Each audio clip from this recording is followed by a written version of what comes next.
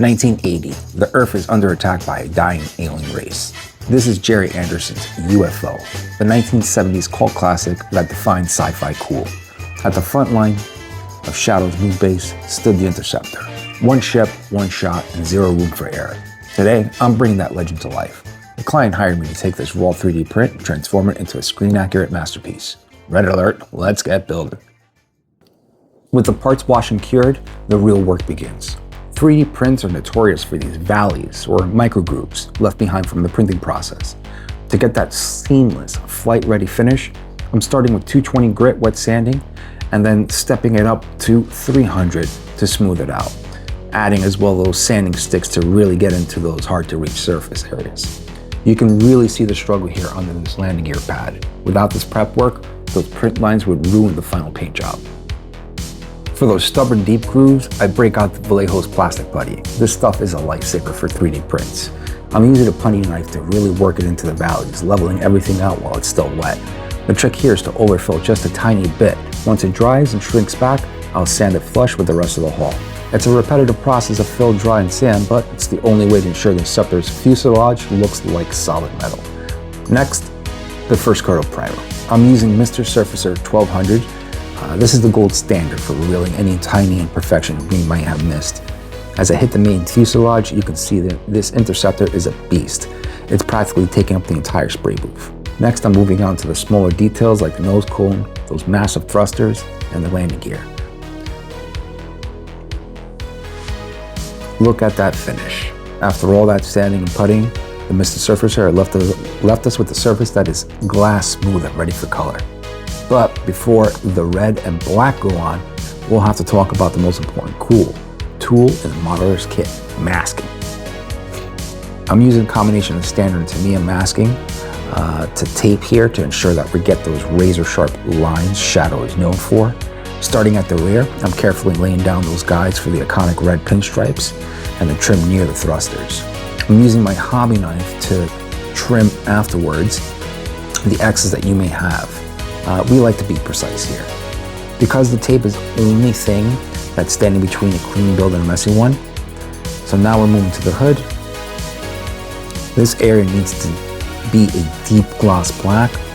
So I'm following the deep panel lines of the print and using the knife to tuck into the grooves so there's a zero paint bleed. That's all about the prep work I'm going to do with the masking and the paint spout to go on. Now, to get a truly deep metallic finish on these thrusters, we're starting with a base coat of Tamiya gloss black. This acts like a mirror undercoat for the metallic layer.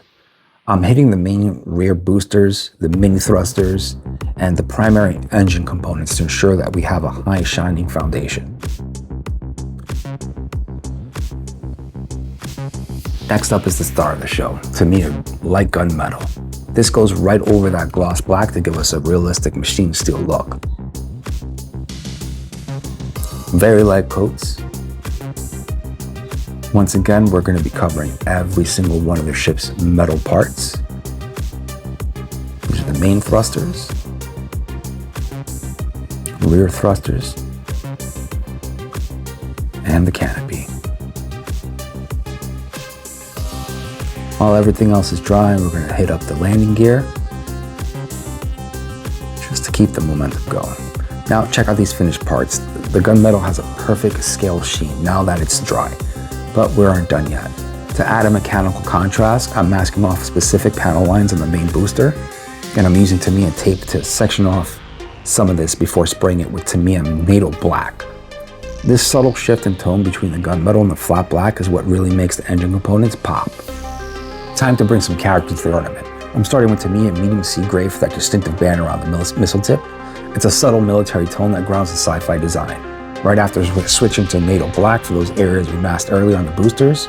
And NATO black is perfect because it's not flat black, it has a slight tone of gray in it. This looks much more realistic on the model of this size. Once the black is dry, we're going to go back to the masking tape. I'm laying down some more stripes over the thrusters to add even more metallic variety. This panel shading technique is what gives the engine a more complex, multi-material look. And just look at these results.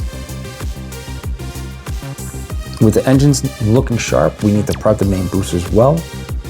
masking off these areas to apply a gloss black base, followed by the same gunmetal we used earlier to ensure that once the boosters are attached, the internal housing matches the engines perfectly.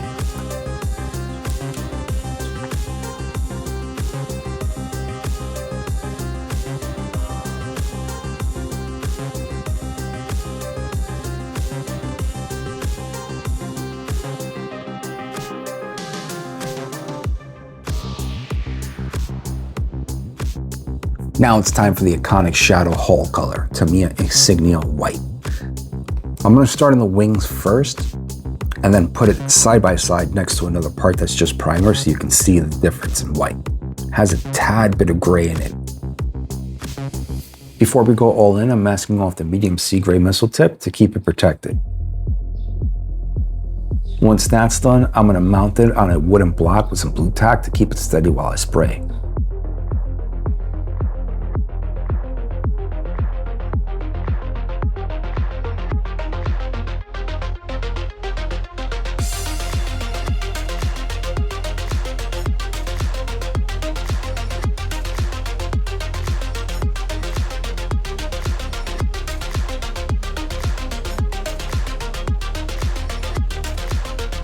Now for the defining feature of the Interceptor, the bold red accents or racing stripes.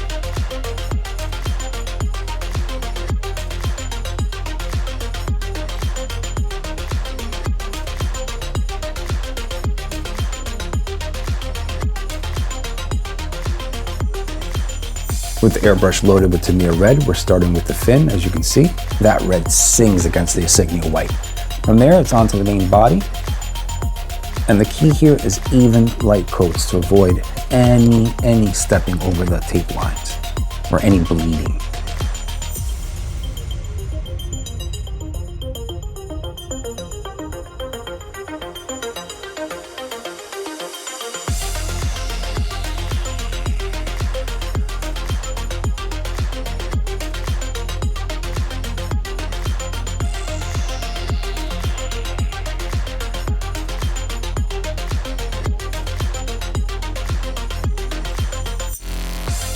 The missile needs a signature red band too. So a quick mask, a few passes with the airbrush. Again, light strokes, you don't want any bleeding whatsoever. And then the best part, peeling the tape off the missile. Nothing beats that crisp, sharp edge. Now it's starting to look like a shadow weapon. Next up, we're going to start working on the grills. Again, using Tamiya gloss black. Then right after, we're going to hit that with Tamiya's gunmetal, or X10. Get nice even coats. We don't want any bleeding. There's the results.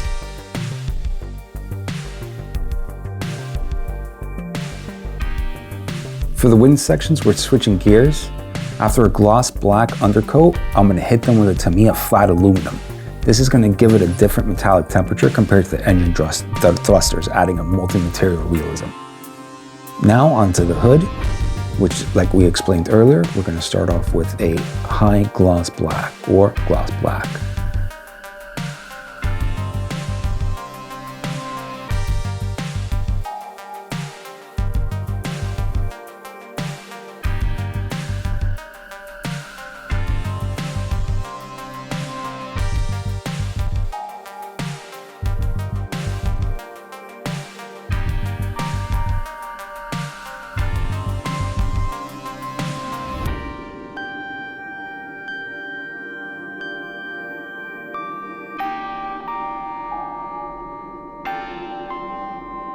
And the moment of truth, tearing off all that masking tape to see the full composition. And to make sure, of course, you didn't screw up. But we're going to go back to the fin to wrap up the mechanical detailing. I'm laying down a tight mask to create a recessed housing, just like the engine wells. We're starting with Tamiya gloss black as a base, followed by the Tamiya gunmetal.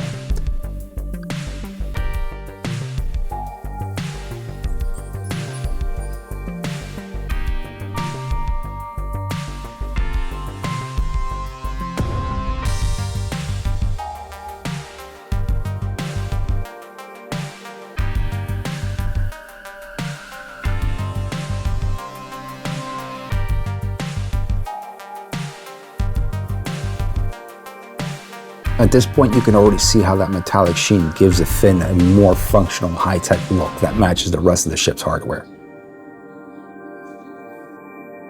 Stepping inside to the cockpit, I'm going to mix up some Tamiya buff. This provides a great natural interior tone. And of course, using my Artist Opus 3 brush, I'm going to get every little inch of this entire cabin. When you're working at this scale, the brush has to be perfect. Next, I'm painting in some black on the control panels and buttons to give the background of the mechanical housings and the control panels.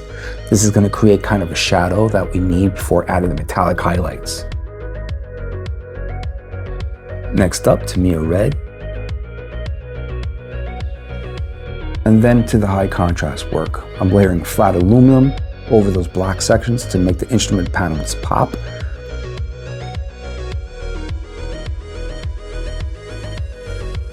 And then switching over to Tamiya flat white for the smallest buttons and tabs. It's all about these tiny dots of light that make the cockpit look functional alive under the canopy. Before putting the jars away, I'm doing a final pass on the white interior details, then adding a few more hints of red to the console buttons. This breaks up the visual pattern and makes the instrument panel feel more complex and functional. Now, let's level up this cockpit. The stock seat is just fine. For a high-end commission like this, I'm gonna add some real texture. I'm scratch building custom leather cushions using some leftover pleather material from a past project and a custom cut polystyrene sheets that I have lying around. Here's the plan. The styrene gives us a structure and this pleather provides the authentic high-end seat texture. And of course, the end, to get that realistic puffy look, I'm actually using cotton balls for stuffing. So between the measuring and trimming the material to fit our plastic base, you want to leave just enough room and a gap about so to give the cotton room to breathe without overstretching the materials. So you can see here, I'm dry fitting the pieces that I just cut to make sure it sits properly and it's going to fit properly. And we're going to trim off any excess polystyrene.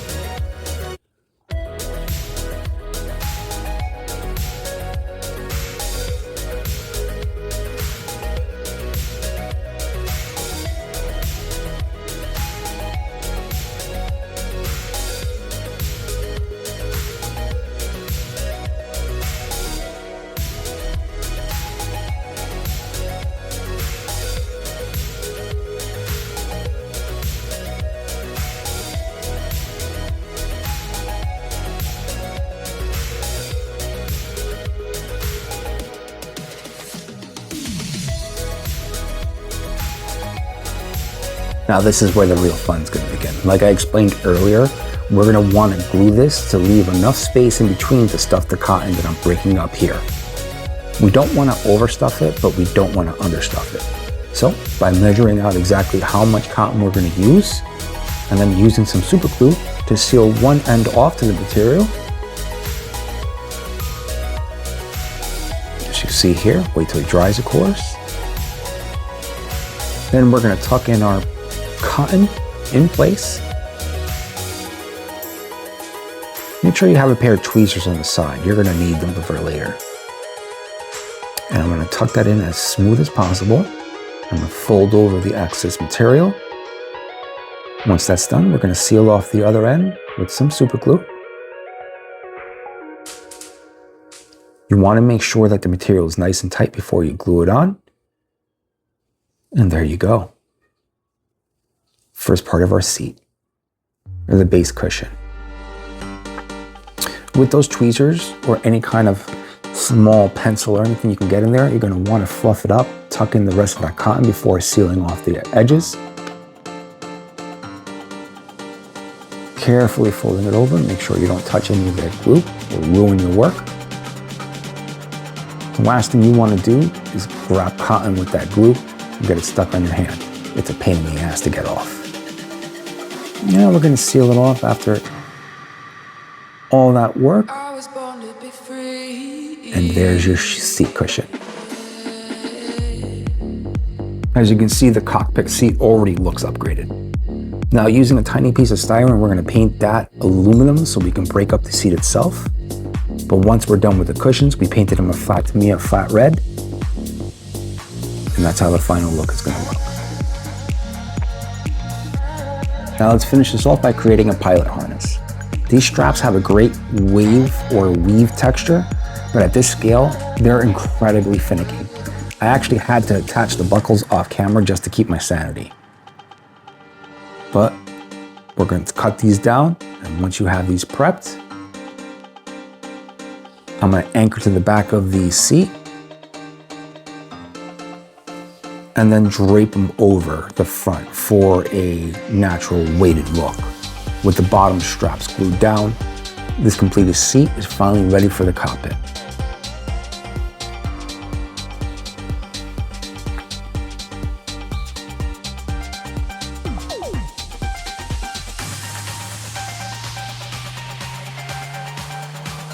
Cool upgrade, huh?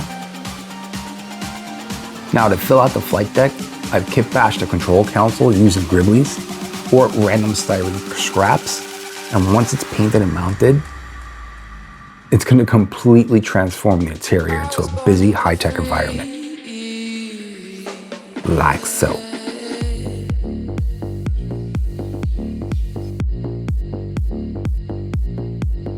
But we ain't stopping there. Back on the engines, I'm going to use rubber black to paint the cables.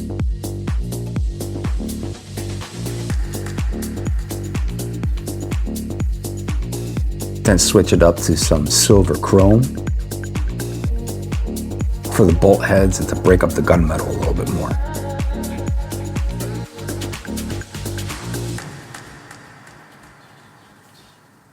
And lastly, a tiny, tiny touch of copper inside that adds that final heat-treated mechanical look. For the canopy, I'm going to brush a black perimeter on the inside to give the glass a clean frame.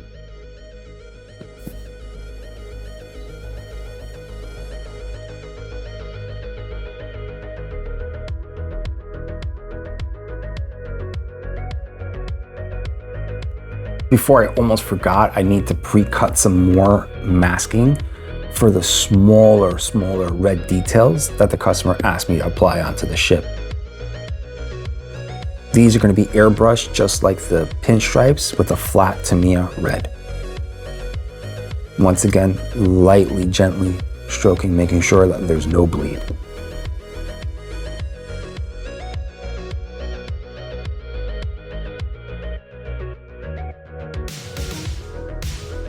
As for the glass for the canopy, I'm hand cutting the windshield from clear polystyrene that I have lying around. I've already traced out the outline with a pencil. And of course, we're going to cut that out with your sharpest pair of shears.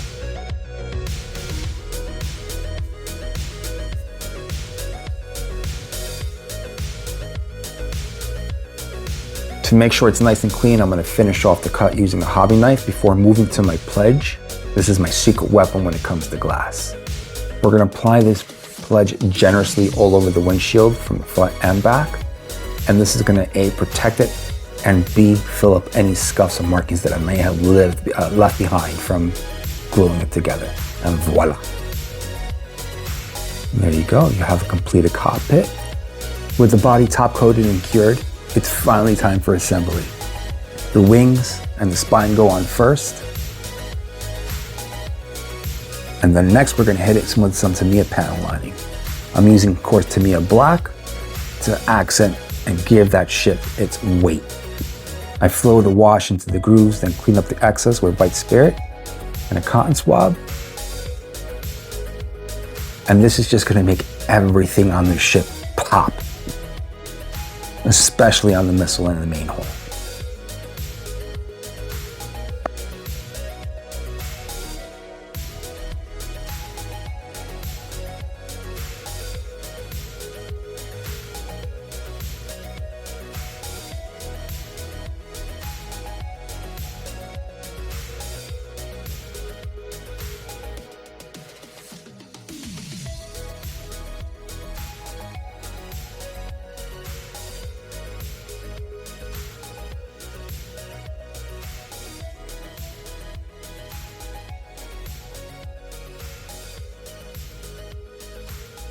Man, this looks so good, so clean.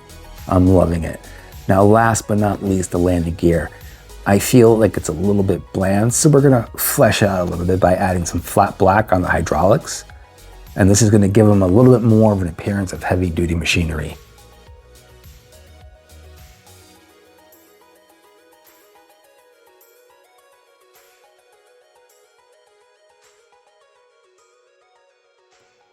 And with that, the SHADO Interceptor is going to be finally completed for my customer. From a raw 3D print to a screen accurate collector's piece. Now, if you folks enjoyed this build, make sure to like, subscribe, and share, of course. My name is Kevin. Thank you for viewing this build, and stick around for more modeling tips and professional builds from us. Red alert, I am out.